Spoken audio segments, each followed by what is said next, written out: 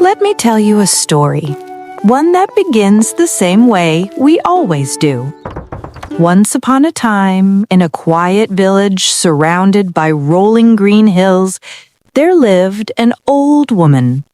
Her hair was white as snow, her back bent with years, but her eyes, oh, her eyes, sparkled with light. Among all the old women in the village, she was the one who smiled the most. She had very little, yet she was always cheerful. And though some pitied her for her poverty, she often said, "Life is a journey, my dear. You can walk it with a frown or a smile, and I've chosen the lighter load." Every morning, she went about the village helping others. "Good morning, Sandra," she'd call, waving her worn shawl. "How's the morning treating you?" "Oh, I'm all over the place trying to manage the house," Sandra would sigh. The old woman would laugh softly. "Oh, now, dear. Don't get yourself worked up. Tell me if I can help you." And she did help, in every way she could. Carrying water, sweeping doorsteps, running errands. In return, she received a bowl of soup, a loaf of bread, or a penny or two. She never complained. Her heart was light, her song sweet, and her laughter contagious. But you might wonder, what could be so interesting about her life? A woman so poor, yet so happy. Well, here's where it gets interesting. Very, very interesting.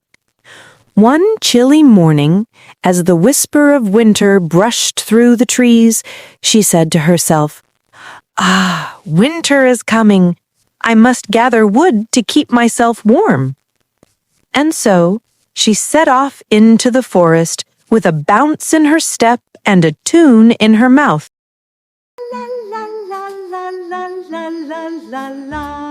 The air was crisp, the ground crackled beneath her feet, and then she stopped.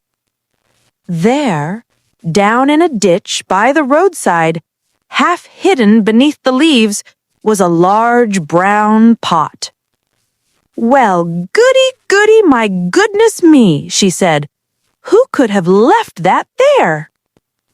She looked around, but the woods were empty, no one in sight. She said, "Maybe it's been thrown away." "Well, one person's trash is another's treasure. This will make a lovely flower pot for my window." She climbed down, reached into the ditch, and gasped. The pot was filled with gold coins, shining, glimmering, glorious. "Oh, goody, my goodness me, I'm rich, awfully rich." She clapped her hands, laughing, spinning in delight. Then, after catching her breath, she said, "It's too heavy to carry. I'll drag it home like a go-kart." And so she did, tugging it behind her. "All the neighbors will be happy," she said with a smile. "I'll leave each of them a piece of gold. And me, I'll buy a fine house, sit by the fire with a cup of tea like a queen." After a while, she grew tired and stopped to rest. She turned to admire her treasure and blinked. It wasn't gold anymore. It had turned into a lump of silver.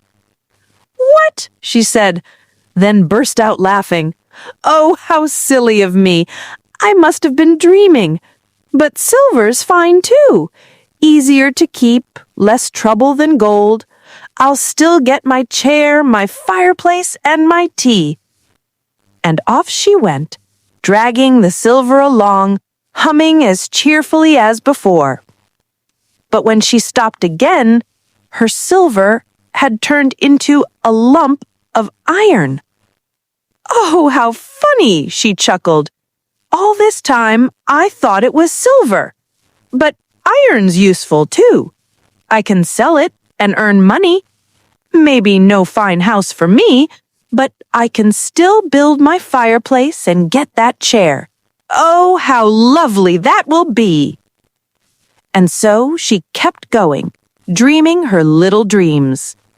But when she stopped once more, she saw that the iron had turned into a big stone. She smiled. "Goody, goody, my goodness me, I'm lucky. The gold and silver would have given me headaches, but this is just what I needed. I've been wanting a stone to hold my gate open." And laughing to herself, she hurried home, eager to see how perfect her new stone would be. When she reached her cottage, she untied the shawl that held the stone. But before her eyes, the stone grew bigger. "Oh, goodness me," she said. "Now I can sit on it and have my tea. I don't even need a chair." But just as she reached to touch it, the stone began to shift. It softened, it shimmered, and from it rose 4 white legs, 2 ears, and a strange little face.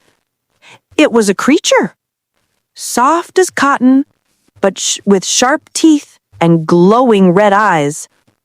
The old woman gasped, then smiled. "Goody, goody, my goodness me," she said. "Aren't you adorable? I've always wanted a pet." The beast growled, confused. "What kind of person are you?" it said. "I've tried to tempt you with gold, then silver, then iron, and then stone. You were happy every time. Now I show you my dreadful self, and you call me adorable?" "Of course," she said, "you are adorable. What else should I say? Life's too short not to find something to smile about." The beast stared, then let out a low, grumbling laugh. "I can't stay here any longer," it said. "You've defeated me with your joy. Farewell, cheerful woman." And with that, the cotton beast turned into a butterfly, soft, glowing, beautiful, and flew away into the light. The old woman watched it go and shrugged. "Well, now that was something," she said. "I'd better make myself some tea." When she entered her cottage, she gasped. There in the middle of her floor was the stone again, and before her eyes it began to shimmer, turning into a beautiful wooden chair. "Oh my," she whispered. "This is just perfect." She smiled, lit her fire, and set her kettle on. But as the water began to sing, she looked around, and there, by the hearth, the lump of iron. Beside it, the silver pot, and next to that, the pot of gold. She clapped her hands in delight. "Oh, goody, goody, my goodness me! The gold, the silver, the iron, and my chair!" She danced around the room laughing softly, and when she caught her breath, she whispered, "I'll share it all." That night, she slipped through the village, leaving a piece of gold on every neighbor's windowsill. And when morning came, she sat in her new chair by the fire, sipping her tea, warmth glowing across her face. Outside, the winter wind howled, but inside, peace lived. And so the cheerful old woman lived the rest of her days surrounded by love and laughter. She never let disappointment steal her joy, for she had learned the greatest secret of all. It isn't about being content. It's about turning what could have been sadness into something worth smiling about. Maybe happiness isn't about what we hold in our hands, but how we hold our hearts. The old woman saw every loss as a gift, every change as a chance to smile. Can you? If this story warmed your heart, let it live on. Like, share, and subscribe to Tales by Cathie, where every story reminds you that even in life's changes, there's always a reason to smile.